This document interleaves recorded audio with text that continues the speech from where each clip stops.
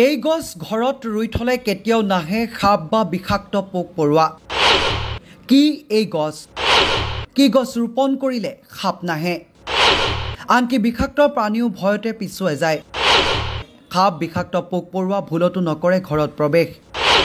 এই গছ ঘৰত থাকিলে হ'ব মংগল।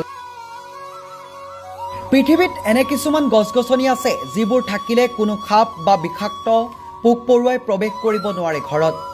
ঘৰত সৰু বাৰী থাকিলে এই গছবোৰ ৰোপণ কৰাটো সহজ। আনকি সৰু টাবতো এই গছ ৰোপণ কৰিব পাৰি। এই গছবোৰৰ পৰা নিৰ্গত গোন্ধৰ বাবে বিষাক্ত পোক পৰুৱা ঘৰৰ পৰা পলায়ন কৰে। এই গছবোৰৰ আটাইতকৈ ভাল কথাটো হ'ল ইহঁতক বেছি সূৰ্যৰ পোহৰৰ প্ৰয়োজন নহয়, ছাতেই দ্ৰুতগতিত বৃদ্ধি পায়। সাপ আৰু বিষাক্ত পৰুৱাৰ বাসস্থান গছত, কিন্তু এনে কিছুমান গছ আছে যাৰ ওচৰলৈ কোনো সাপ নাহে। মেৰিগ'ল্ড, এলিয়াম, লেমন গ্ৰাছ, ৱাৰ্মউড, হালধি, ক্ৰিমি, গোলাপী, এগাপেন্থাছ, সাপৰ শিপা, বেচন আৰু হালধীয়া এল্ডাৰ আদি গছবোৰৰ গোন্ধৰ বাবে এনে গছ ঘৰত ৰুই থলে সাধাৰণতে সাপে প্ৰৱেশ নকৰে ঘৰত।